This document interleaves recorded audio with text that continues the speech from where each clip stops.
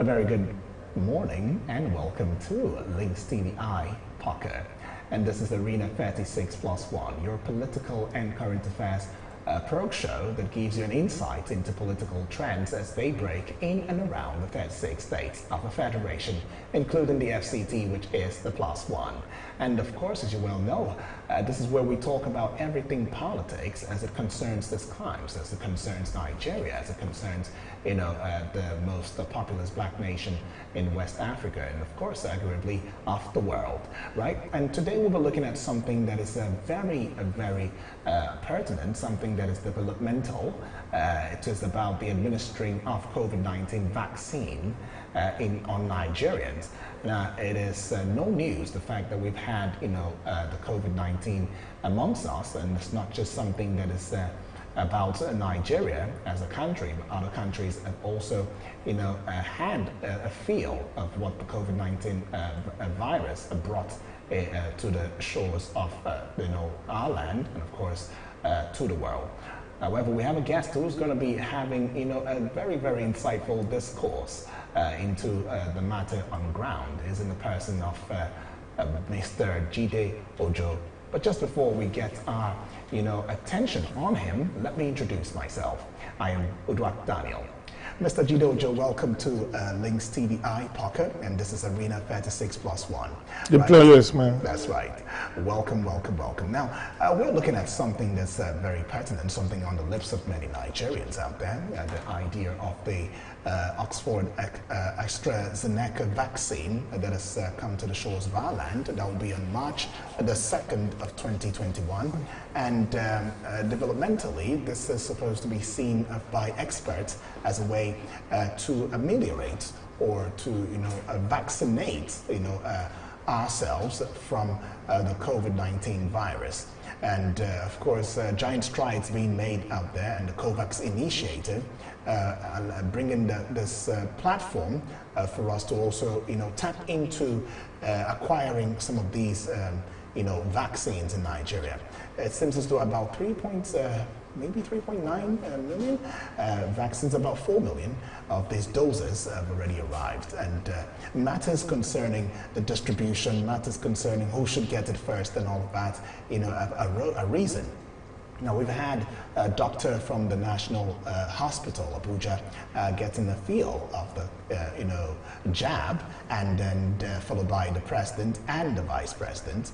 And of course, we also have the PTF members, Presidential Task Force on COVID-19, also having their jabs. Now, this, in their own way, is to let Nigerians know that you don't have a fear as to whether or not to take the jab, that it is safe. And so far, there's not been any complaints of side effects, as most of them who we've had contact with, that's in the medical field, have said that there's been no side effects so far at the moment, and that Nigerians can trust this jab. But then let's ask this question right now.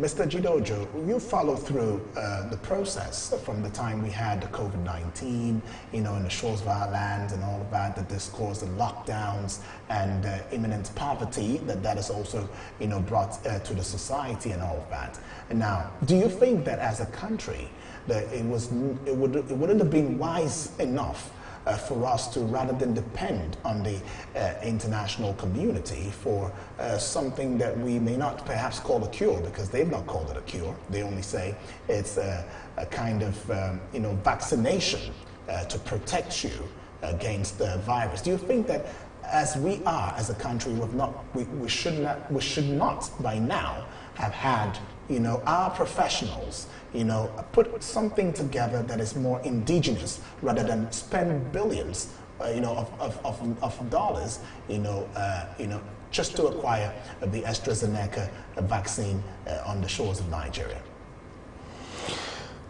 Okay, for me, I think you are spot on with the argument that we didn't do well in the management of this whole pandemic in Nigeria. If you look at the number of people that have been tested, it's still less than 1 million, more than a year after we had the index case. and people, we are not testing enough, and luckily for us, God has been kind to us. We do not have the kind of fatalities and casualties that the Western world predicted was going to happen in Africa and in Nigeria. But we should not abuse the grace of God upon our lives, and that's why I believe that our government should have invested much of the resources that were garnered from private sector support into investment in vaccines. I mean, I recall that COVID was at some point able to raise 30 billion of private sector funds. We had support from the European Union, from USAID, from UK Aid, from European, several other agencies. I mean, even if it is to mobilize and said, look, of these 30 billion that we are able to mobilize from COVID, let's invest half of that in vaccine. And let's assemble our health experts, epidemiologists, immunologists, and all the people who are experts in diseases to build a laboratory, do the conventional stuff that is, that can take care of our own tropical environment. The reason why Pfizer Biotech was not suitable to us was because of the cold chain. You need to, it has to be at below freezing point. And that's why we don't have the cold chain store. And that's why it's not suitable for us to go for Biotech Pfizer. Luckily, we have Oxford AstraZeneca that can do well with just refrigeration rather than freezing, getting it to freezing point. But you ask yourself, let's assume that we work, let's assume we didn't have all the resources, which I know we don't have. Even if at the level of West African sub-region, if Nigeria can call our ECOWAS brothers and say, look, let's pull resources together, bring your scientists together, let's try and find an ongoing solution to this pandemic, I'm sure we will have gotten a breakthrough. Yeah. Well, when you talk about, putting resources together and bringing the best of heads, together, talking about the doctors, the, professors, like you rightfully mentioned earlier, you might also want to look at the place of technology. You might want to look at a place of infrastructure. Do we have all of that to enable a proper research, one that, of course, would have international, meet international standards in Nigeria?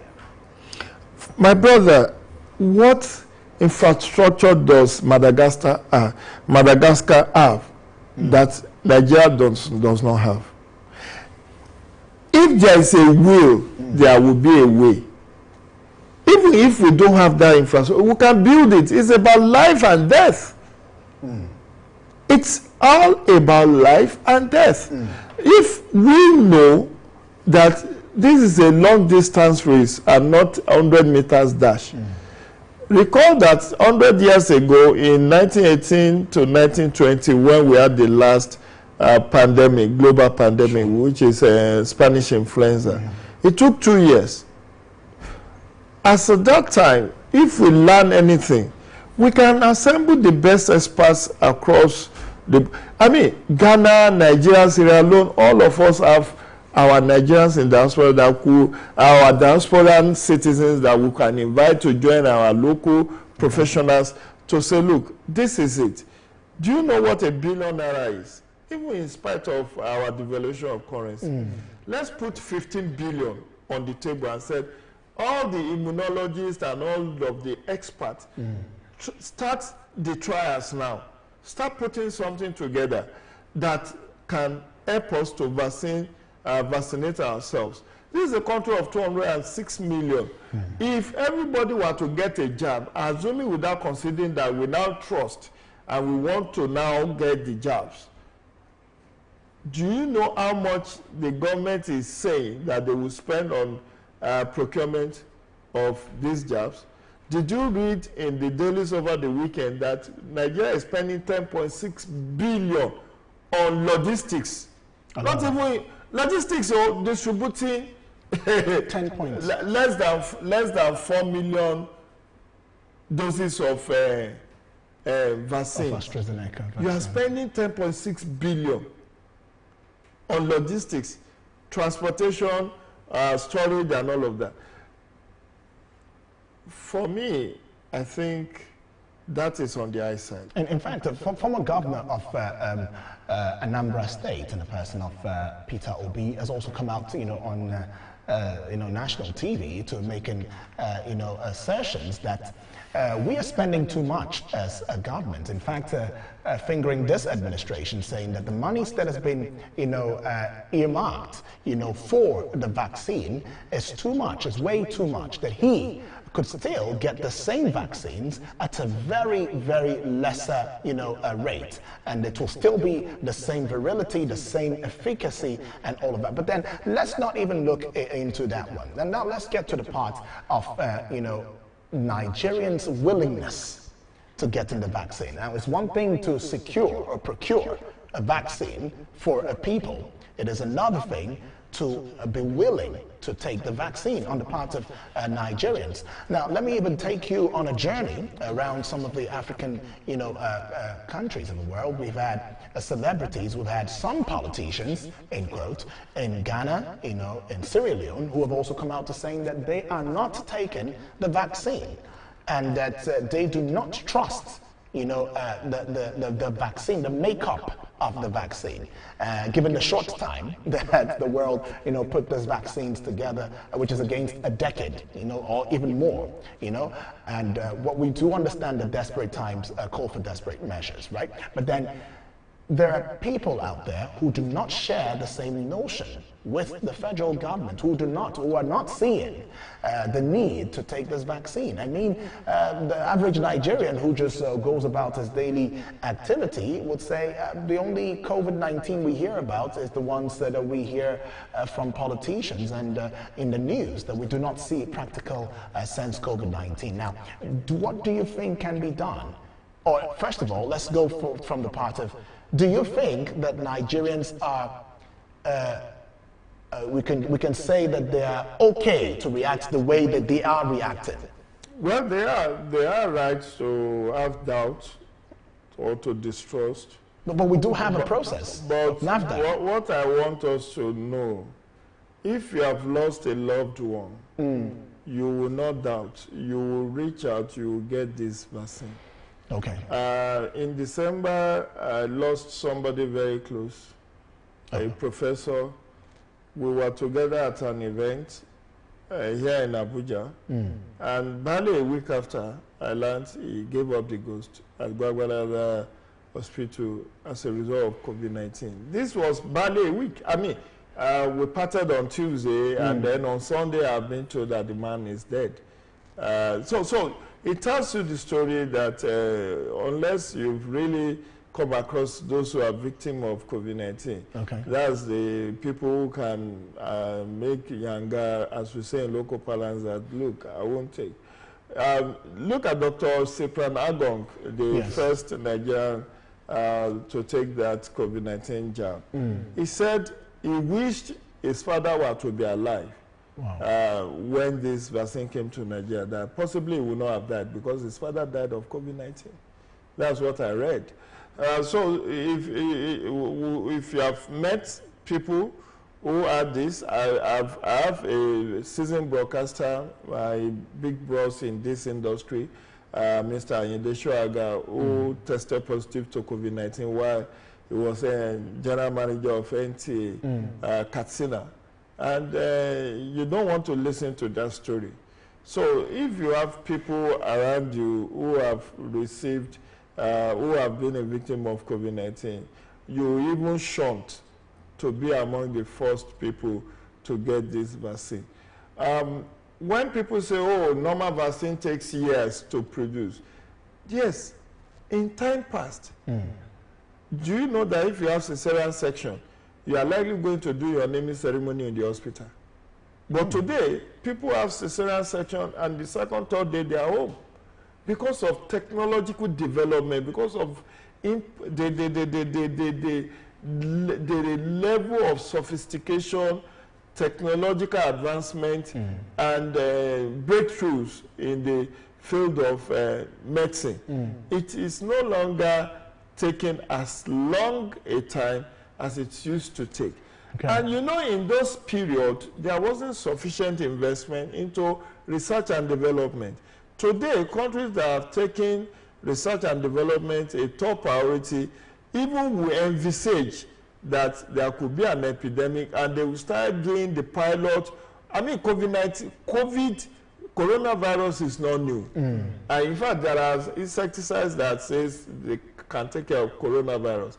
The variant, which they call COVID-19, is what is new. Okay. So we have had coronavirus from time immemorial, but COVID-19 is what is strange.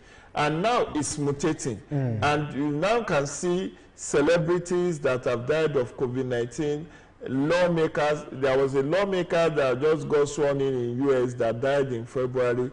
We have the chief of staff to the president. Sure. We have the Senator Kashamu. All of these people who died of COVID-19. So what further evidence do you want to have? And Atiku Abacha's son was one of those who spent the longest time at the isolation center, over about 40 days before he could get ill. So the doubting Thomases may hold on to their doubts. If I have the opportunity, I will take the jab. Okay. It's better to err on the side of caution. And this conspiracy theory will not help anybody. At the end of the day, it's your life. Take responsibility. Now, wear face mask. Ordinary face mask people are not wearing. True. What's the level of compliance? Even with all the sanctions that have been brought in, people are not adhering to these non-pharmaceutical protocols and procedures that have been highlighted by World Health Organization. So, what do you, if I can take a vaccine that can prevent me from contracting this, I will readily take it. Look, our marketplaces, our churches, our mosques, crowded places all over, you don't know who has.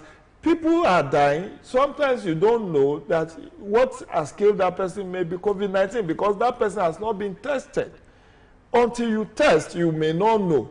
And there are symptoms that are akin to malaria, to typhoid, and all of that. So people may even die of COVID-19 thinking that they have malaria or they have typhoid. So on the side, I think government just need to build trust. Unfortunately, some of our politicians are not helping matters. Okay. Look at somebody like Governor Yaya Bello that said, look, I won't take because, you know, he doesn't believe in this virus. But I pray that he doesn't get afflicted with it because those who have lost a loved one or those whose loved ones are battling to survive in isolation center will not take this position. And God has been kind to the world because he doesn't want this world to end soon. Otherwise, if it is even the way COVID-19 spread was hyped early last year, you would think Armageddon has come. Because it's like if you touch somebody like this, you contract it. If somebody sneezes close to you, you've contract. Not knowing, because we don't understand what we are even dealing with at that point in time. But the bottom line is that we need to take responsibility, my brother. Let's leave the conspiracy theorists on the side. Even if you don't want to be on the front line, look at doctors, nurses, lab attendants, people who have. I mean, there was, I don't know whether you heard about the story. There was a time in December that we lost 20 medical doctors within 1 week. True. Could they be lying on themselves? And there was an outcry. There was an outcry. Sure. 20 in 1 week. And do you know how long it takes to study medicine? Some of them were consultants putting, even here in Abuja, I think about 5 prominent doctors died about that same time. So what I'm saying is that you have starvation, You either choose to be saved or you choose the way of perdition. It's a choice. Nobody will force anybody to go and take COVID-19 vaccine. But I think it's in the enlightened best interest of Nigerians to do. Let me tell you this. Let's draw a parallel, juxtapose between how long it took Nigeria to end polio and now COVID-19. Did you know that it's this level of distrust that made Nigeria to be the last, one of the last countries to end polio? Polio that have since been ended in other advanced countries. It's only last year Nigeria got certified that we are polio free. Why? Because of lack of trust. When people were being asked to take polio vaccine, many people, particularly in northern Nigeria, I recall that there were some those who are administering vaccination, polio vaccinations, were murdered in Kano as a result of misgiving that when you give polio vaccine, it will make the child sterile, the child will no longer be productive and all, which is a myth. So we should not be living in the 18th century, in the 21st century. Let us embrace. I've seen the conspiracy theories saying, oh, the Western world want to decimate the population of Africa and Nigeria. What do they stand to gain by doing that? You never know who will be affected if you bring poison to the population. And of course, it's been like 1 week now since it's getting to 1 week now since the people started taking the vaccine. Has anybody dropped dead? And there could definitely be side effects. Let's not play down the issue of side effects. From what I learned, I don't know whether it's for Pfizer, Biotech, but one of the vaccines, they said you could have headaches and all of that. It shows the vaccine is working. So and many of the drugs we use have side effects. Many of the drugs we use have side effects. In fact, the only thing that don't have side effects is prevention. If you can prevent. So if you know you don't want to take COVID-19 protocols, wear your face mask, observe physical distancing, use hand sanitizers, wash your hand regularly, and do all the protocols. But you find out that women goes to the market, they don't care a hoot. Our children are in school now. How many of them are wearing their face masks when they get to within the school premises? To get in line with what you just spoke about now, or mentioned right now, don't you also think, as the school of thought also believes, that the larger populace of Nigerians are already saying that the vaccine didn't come from the ordinary man, that it came from the political class, and as such, they've had to grapple with the economic, downturn. They've had to grapple with the maintaining standard of living. They've had to grapple with poverty as it stands, and then the COVID-19 comes into the shores of the land through a certain class of people who call the politicians. And they say, if you also recall at that time, it was widespread, news that, look, it is the political class. We don't travel. We are not the ones that go abroad. You brought it to us. So if there was anybody or any class that should have gone through quarantine, should have gone through lockdown, it should have been the political class and not the general, populace. Yeah, that is also a misgiving. You believe that because something was brought in from the political class, or there is even nothing to show that COVID-19 was brought to Nigeria by a political class. The index case was an Italian. And it's not only the political class that travels out of Nigeria. We have people who are doing business. We have students who are studying abroad. We have quite a wide range of Nigerian citizens. We are all global citizens. I'm not sure there is one place on this planet Earth where you don't find a Nigerian. And people have the right to travel. But the point is, if this is not an epidemic, you can say, leave it to them, not them. Oh, if you talk of cancer, all this cancer, blood pressure, heart failure, heart attack, kidney problem, and all of that. You say, yeah, you know now it's their lifestyle now. But the truth is that cancer does not discriminate. Just like COVID-19 does not discriminate. You don't have to be a big man. You don't have to be a politician. And we are battling with a lot of ignorance. And I think Nigerian media needs to do a lot more. As part of their corporate social responsibility to bring in health experts to educate Nigerians on the true state of things. We need to persuade many Nigerians, when the opportunity comes to your neighborhood, please do take this COVID-19 vaccine. It is safe, and you are safeguarding not only yourself, but your loved ones, because what grows around comes around. The point is, let's be sincere with ourselves. Rich people can take care of themselves, can't they? You did say that many of the politicians even went abroad. We heard of some very notable politicians who went to UAE, United Arab Emirates, in Dubai to get a job, where before Nigeria will get its own doses, because they don't trust the system enough. So they have already taken care of themselves and their loved ones. But what about you and I? Now we have the opportunity. They are not even saying come and pay for this vaccine.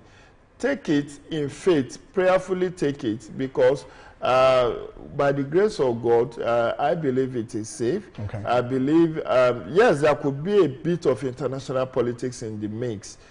Truly speaking, there is some. I was going to come there. There was some sort of international politics, because you see, the World Health Organization will say, we don't believe in Russian vaccine.